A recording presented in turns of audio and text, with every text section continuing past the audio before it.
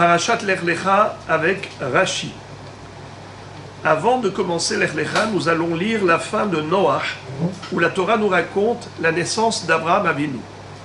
Perek Yud Aleph, Pasuk Kavvav. Vayhi Terach, Shiv'im Shana, Vayoled et Avram, et Nahor, ve et Haran. Terach, le papa d'Abraham Avinu, quel mérite il a eu d'avoir un fils pareil? Eh bien, quand il a eu 70 ans, c'est là qu'il a donné naissance à Abraham Avinu. Et à son frère qui s'appelait Nahor, et à son deuxième frère qui s'appelait Haran. Donc Abraham avait deux frères, Nahor et Haran. Haran était le père de Lot et le père de Sarah Imenu. Sarah Imenu, qui est la nièce d'Abraham Avinu, c'est la sœur de Lot, c'est la fille de Haran. Et on va voir immédiatement dans quelles circonstances Haran est décédé. D'abord, Ve'ele Toledot Terach, Terach holid et Abraham, et Nahor, ve'et Haran, ve'Haran holid et Lot.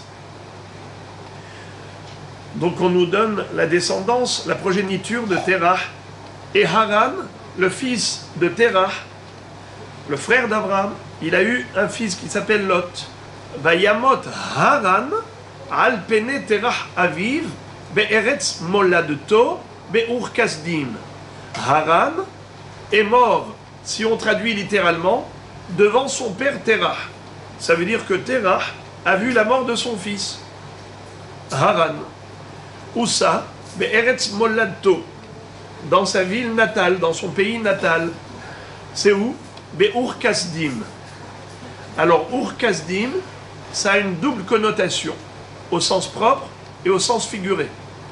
Soit, au sens propre, c'est le nom de l'endroit où ils habitaient, et on verra dans Rashi, au nom de Menahem ben Sarouk, ou ben Serok, Rashi dit que le mot Ur, c'est une vallée, la vallée. Tout endroit qui est profond s'appelle Ur, comme Meurat Tzifronim, la tanière des serpents.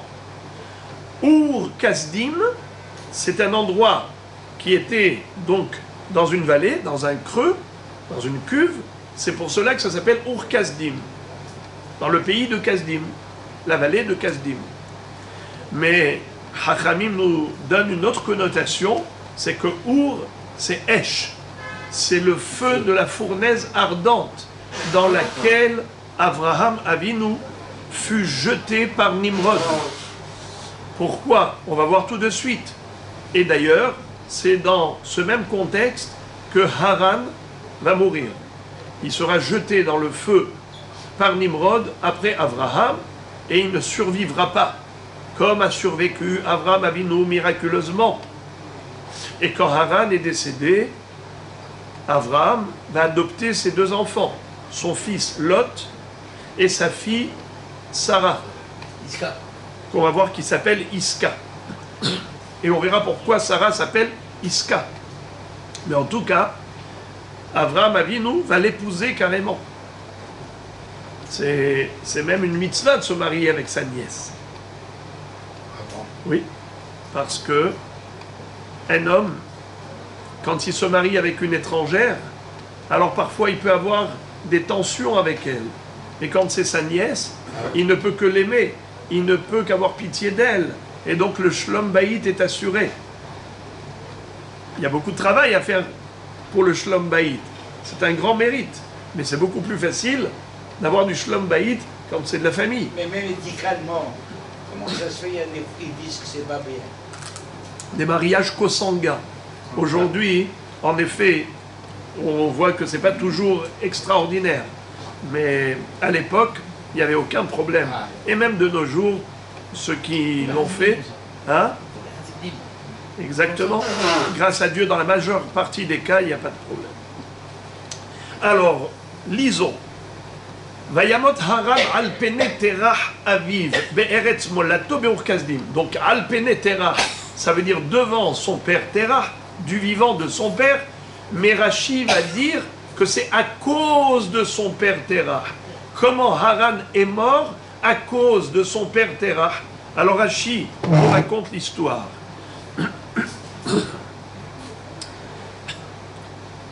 Al pene Terah aviv behaye aviv umidrash agada yeshomrim she'al yede aviv met shekaval Terah al Avram beno lifne Nimrod al shekitet et selamav veishlicho lekivshan ha'esh.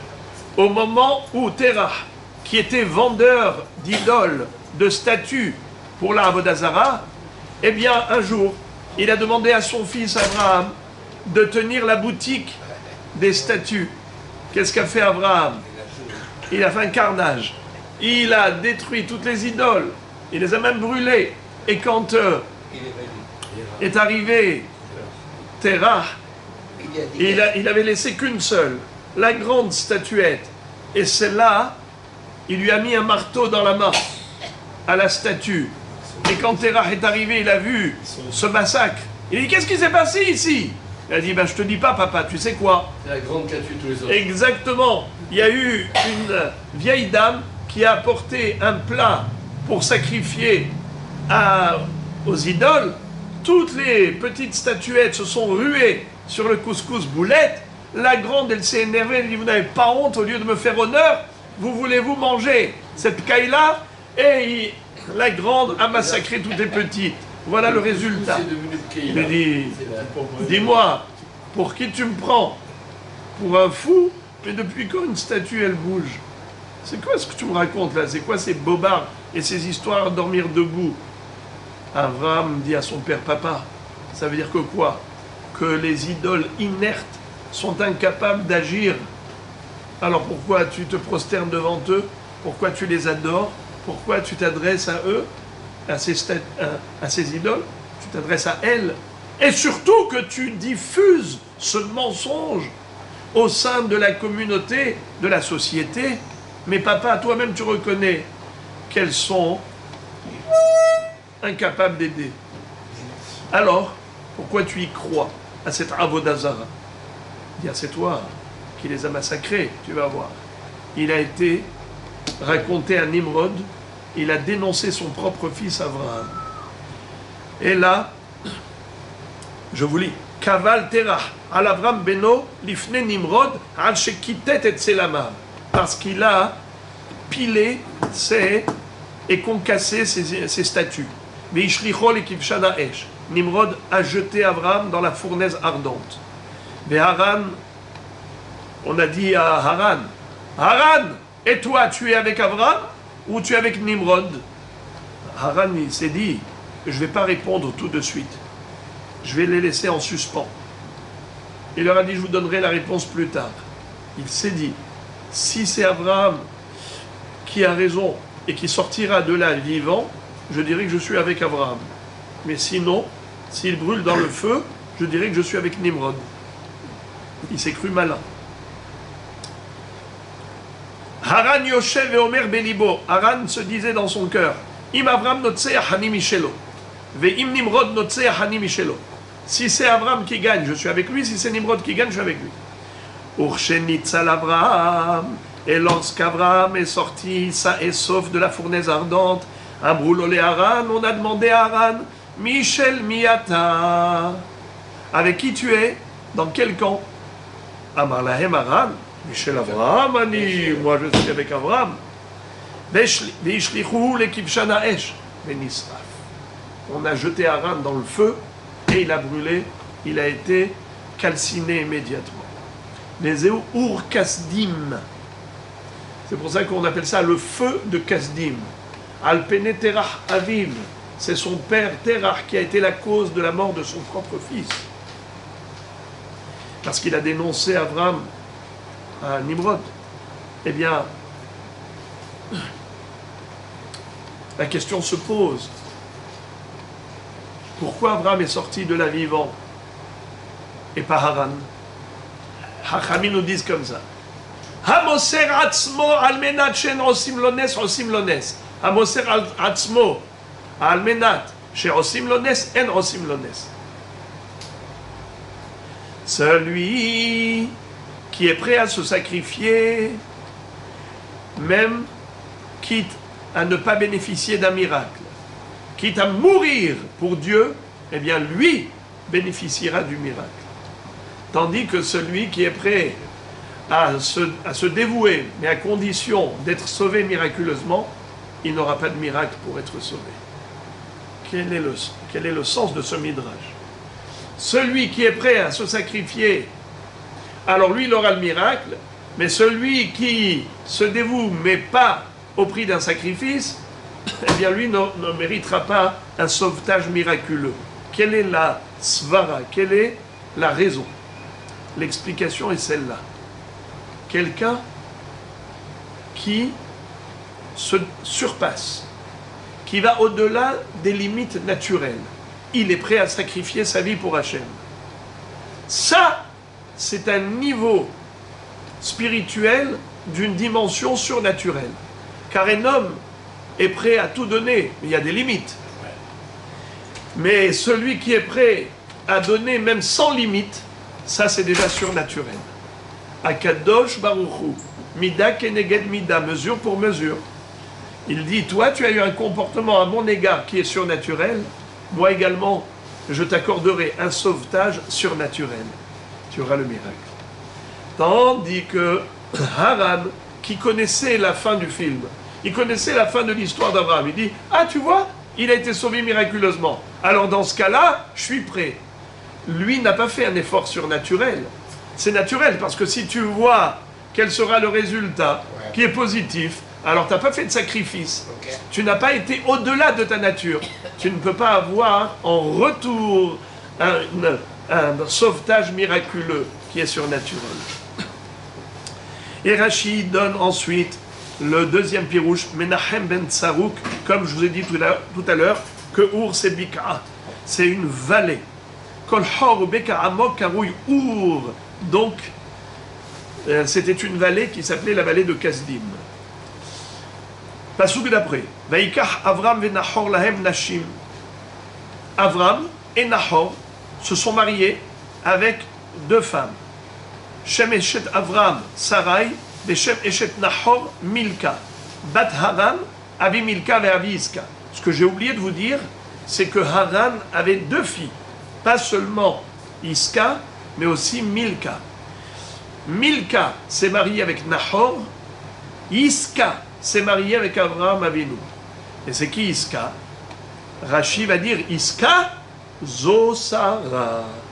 C'est Sarah. Et pourquoi on l'appelle Iska? Deux raisons. Hashem chez Socha Beruach HaKodesh et chez Akol Sochin Beyofia.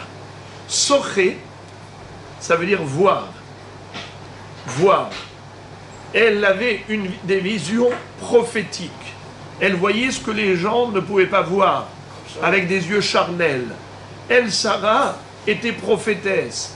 Elle avait des visions célestes. C'est pour cela qu'elle s'appelle Iska, car elle voyait. D'ailleurs, même Hachamim nous disent qu'elle voyait même plus qu'Abraham. Abraham n'était pas du niveau prophétique de Sarah. Sarah avait un niveau de prophétie supérieur à celui d'Abraham Avinu. À tel point qu'Akadosh Baruch Hu va dire à Abraham, écoute Sarah. Kol asher tomar elecha Sarah shema bekola. Shehaya tafel le Sarah bin viut. Donc elle s'appelle Iska, comme pour dire la voyante. Mais également, Iska, c'est que tout le monde la voyait, la regardait. Elle était tellement belle qu'elle attirait les regards. Preuve, c'est que là où ils allaient, tout de suite il a convoité. Ils ont été en Mitzraïm, eh bien Paro a voulu la prendre. Ils ont été en Eretz Gerar, eh bien, comment il s'appelle, Avimelech, a voulu la prendre. Hakol Sochin Beyofia. Iska, c'est parce que elle était vue. Alors soit elle voyait, soit elle était vue, c'est-à-dire les regards étaient braqués sur elle. Encore une autre explication. Verod, Iska ou Lachon Nesichut, Kemo Sarah Lachon Srara. Sarah, c'est comme Sar. C'est quoi Sar? Un ministre. Sarah, une ministre.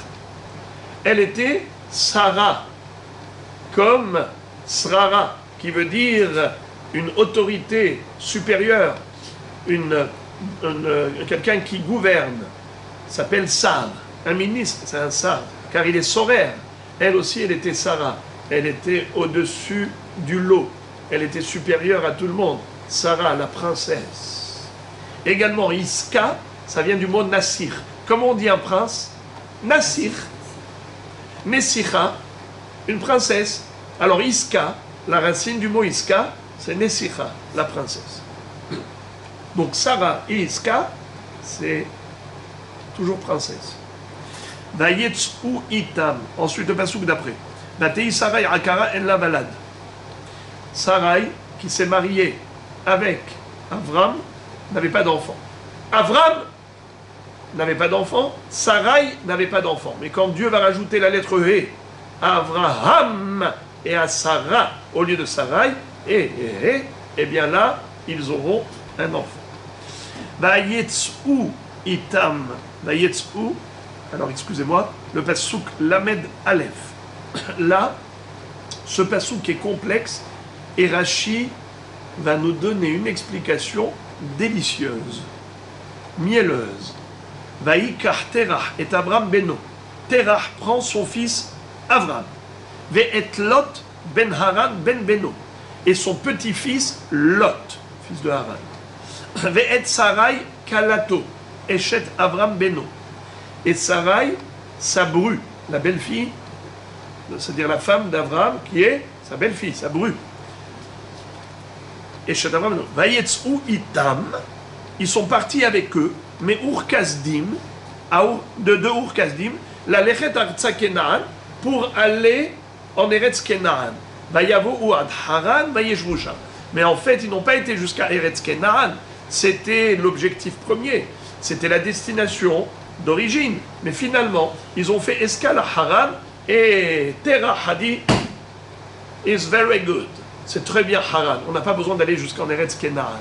Mais plus tard, Ekshbaruch va dire Avram Avinu d'aller Lech Lecha Me'artsecha pour aller enfin à Eretz Kenaan. Il ne lui a pas dit tout de suite Eretz Kenaan, il lui a dit El Amakom, El Aretz Asher Areka, au pays que je t'indiquerai, qui va être Eretz Kenaan. Mais au début, ils sont partis pour Eretz Kenaan. Alors ils se sont arrêtés à Haran, et c'est là qu'ils se sont installés. Mais ce qui est bizarre, c'est qu'au début c'est écrit au singulier. Vaïkar Terach et Avram Beno, Ve'et Lot ben Haran ben Beno, Ve'et Sarai Kalato. Et après c'est écrit au pluriel. Vayetzu itam et Ur-Kasdim. Alors on ne comprend pas.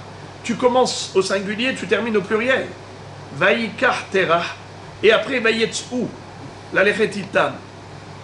Vayetzu itam. C'est qui au pluriel? Alors Rashi, à chaque fois que Rashi nous éclaire un pasouk, il nous illumine le cœur. Je me dis, mais comment ils ont fait pour étudier avant que Rashi soit là?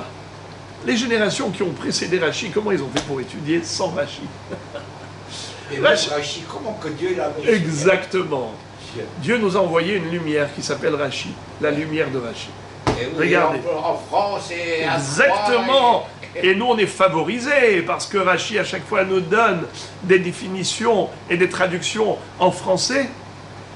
Et une bonne partie, qui est un français actuel, que nous comprenons. Ouais. Alors, parfois, c'est un français ancien qui est difficile à déchiffrer, mais la majorité, c'est facile à décrypter.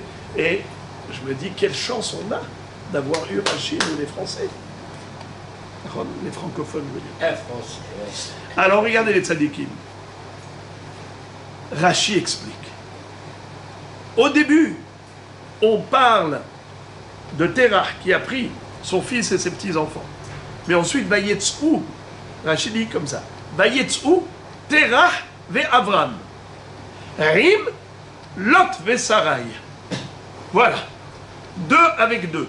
Au début, c'est 3 avec 1. Et après, c'est 2 avec 2.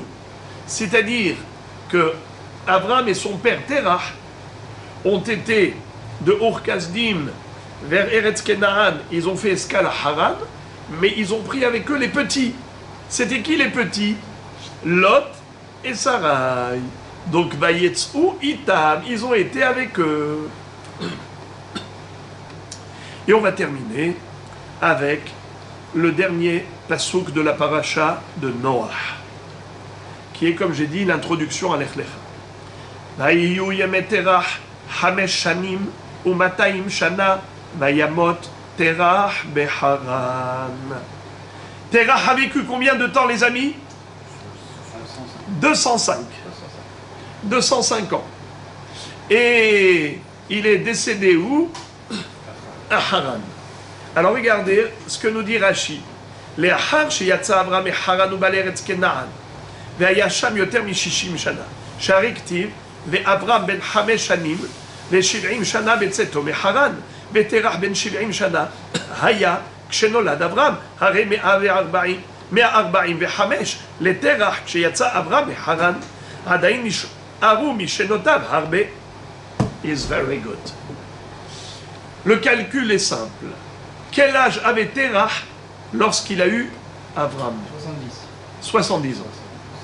Quel âge avait Abraham quand Dieu lui a demandé de quitter Haran pour aller en Israël? 75. Alors 70 et 75, ça fait 145. Quel âge avait Terach lorsqu'il est décédé? 205 moins 145, 60. Donc Abraham Avinu avait 60 ans à la mort de son père Terach. Où est-ce qu'il était Abraham à ce moment-là, au moment de la mort de son père? Il était en Eretz Kenara depuis combien de temps déjà? 60 ans. Alors maintenant, ce qui est bizarre, c'est la chronologie, c'est-à-dire l'ordre qu'a adopté la Torah. Regardez ce qui est écrit. Vayiyu yemei Terach, Hamesh shanim matayim shana, vayamot Terach beharan. Terach a vécu 205 ans, il est mort à Haran. On tourne la page, parashat Lech Lecha. Vayomer Hashem el Avram, Lech Lecha me'artzecha u'mimolatecha u'metavicha el haaretz asher araeka. Donc après le Lech Lecha, combien de temps s'est écoulé jusqu'à la mort de Terach? 60 ans. Puisque au moment du Lech Lecha, Abraham avait 75 ans. 60 ans plus tard, son père est décédé, ça veut dire qu'Abraham il avait 135 ans. Alors, pourquoi la Torah nous dit que Terach est mort, et ensuite elle nous parle de Lech Lecha? Mais dans la chronologie, c'était l'inverse. D'abord il y a eu Lech Lecha, et ensuite la mort de Terach. Pourquoi la Torah a inversé l'ordre? Rachid dit quelque chose de très fort. Très fort. Aïe aïe aïe aïe aïe aïe aïe. ולמה הקדים הכתוב מיתתו של תרח ליציאתו של אברהם? Pourquoi la Torah a devancé? Elle a d'abord parlé de la mort de Terach et ensuite elle a parlé du Lech Lecha, alors que c'était l'inverse. שלא יהא הדבר מפורסם לכל ויאמרו לא קיים אברהם את כבוד אביו שהניחו זקן והלך לו. לפיכך קראו הכתוב מת שהרשעים אף בחייהם קרויים מתים והצדיקים אף במיתתם קרויים חיים שנאמר ובניהו בן יהוידע בן איש חי. C'est-à-dire, on aurait pu dire et avoir un regard critique à l'égard d'Abraham, comment il a laissé son père âgé à Haran et il est allé en Eretz Kenaan. C'est pas joli. Il aurait dû rester avec son père jusqu'à sa mort. On aurait pu considérer que c'est un manque de respect. Eh bien, en fait, lui, il n'a fait que accomplir la demande d'Akadosh Baruch Hu, l'ordonnance divine. Et Akadosh Baruch Hu ne considère pas qu'il a manqué de respect à son père. Parce que quand on doit respecter ses parents, vous savez les amis, il est écrit comme ça. Si ton père te dit de faire Hilul Shabbat, si ton père te demande de profaner le Shabbat, qu'est-ce que tu dois faire? Tu ne l'écoutes pas. Comment ça se fait pourtant Dieu t'a demandé d'écouter ton père et d'obéir ton père et ta mère, les honorer? Oui, mais même ton père, il doit honorer Dieu. Donc, c'est ça la raison pour laquelle tu dois honorer ton père. C'est parce que ton père et ta mère sont associés à Dieu pour la création de l'enfant. Mais si ton père dit d'aller contre Dieu, là tu ne l'écoutes pas parce que même ton père il doit écouter Dieu. Alors maintenant regardez ça. Il est écrit que Terah est mort et ensuite Avram est parti. Bien que dans la chronologie c'était l'inverse. Rashi nous dit parce que les Rechaim, comme Terah, l'idolâtre, c'est considéré comme s'il est mort déjà depuis son vivant. Car les Rechaim, de leur vivant déjà, ils s'appellent morts. Les tzadikim, même après leur mort, ils s'appellent vivants. Car la mort et la vie, c'est par rapport à la spiritualité, c'est par rapport à la neshama. Quelqu'un dont la neshama est toujours connectée et branchée sur le réseau divin, eh bien cette neshama, elle est toujours vivante. Qui aime hayyenu be'orech yamenu. Même après 120 ans, la neshama, elle est toujours avec Hachem. Dans ce monde et dans l'autre, elle est branchée sur le réseau de vie. Les Rechaim, même quand ils sont vivants ici, ils se sont déjà déconnectés de Dieu. Eh bien, ils se sont détachés de la source de vie. Dieu est source de vie. Les Rechaim qui s'éloignent de Dieu, ils s'éloignent de la vie. Voilà pourquoi ce n'est pas un mensonge. Terah est mort. Ensuite, Abraham est parti, car il était déjà mort-vivant. J'ai envie de vous donner un petit bonbon avant de partir. Les Mekoubalim nous disent que la Neshama de Terah est revenue en Gilgoul dans Iyov. Job, qui a beaucoup souffert, c'était le Gilgoul, la réincarnation de l'âme de Terah. Comme Avraham Avinu, c'était un tzaddik, pour que ce tzaddik n'ait pas la peine de savoir qu'il avait un père Hacha, Akadosh Baruch Hu a donné un tikkun à Terah en revenant ici sous forme de Iyov, et les souffrances qu'a subi Iyov, ça a décapé la neshama de Terah et ça a purifié son âme pour qu'il soit méritant. Et on terminera le dernier rachid de la paracha de Noach, Beharan, Hanun Afucha, Lomar Lecha, Ad Abraham Haron Af Shel Makom Baolam. Le dernier mot de parachat Noach, c'est Vayamot Terach Beharan. Nun, la dernière lettre c'est Nun. Et ce Nun là, nous dit Rashi, il n'est pas écrit normalement. Il est écrit à l'envers pour dire que Haran, Haron, c'est quoi Haron? La colère. Vehara af Hashem bachem. Vehara, Haron af, la colère. Ça s'appelle Haron af. Jusqu'à Avraham Avinu, il y avait 10 générations depuis Noach jusqu'à Avraham. Ces 10 générations, c'était des fauteurs les uns après les autres. Mais quand arrive Avraham Avinu, il met fin à la colère divine. Arrive le premier monothéiste, Avraham Avinu, qui dévoile et découvre l'existence de Dieu et il va l'enseigner à tous ses contemporains. C'est comme ça que il met fin à la colère d'Akadosh Baruch Hu. Vayamot terach beharan nun afucha. C'est quoi nun afucha? Il a été mehaper midat adin le midat arahamim. Les Rechaim suscitent la rigueur divine. Les tzadikim, au contraire, ils suscitent la miséricorde divine. Eh bien, c'est comme ça que Nun Hafura, le Haron Af, qui était jusqu'ici, grâce à Avraham Avinu, maintenant commence la Middat Arahamim d'Akadosh Baruch Hu à se déverser dans le monde. Amen. Et que j'espère qu'il sera avec nous pour cette guerre. Et que Hachem ait pitié du Ham Israël et qu'il nous accorde une victoire triomphale pour prendre la vengeance de ces Rechaim qui ont massacré avec des atrocités, d'une cruauté inégalée, d'une cruauté sans nom, des innocents, des gens qui étaient des civils, qui vivaient paisiblement, tranquillement, en train de célébrer la fête dans leur maison, et de les avoir attaqués aussi cruellement que Akadosh Baruch Hu fasse abattre toute sa colère sur ses Réchaïm et qu'il rende au Ham Israël toute sa gloire par sa miséricorde. Quel est Ratson. Amen, amen.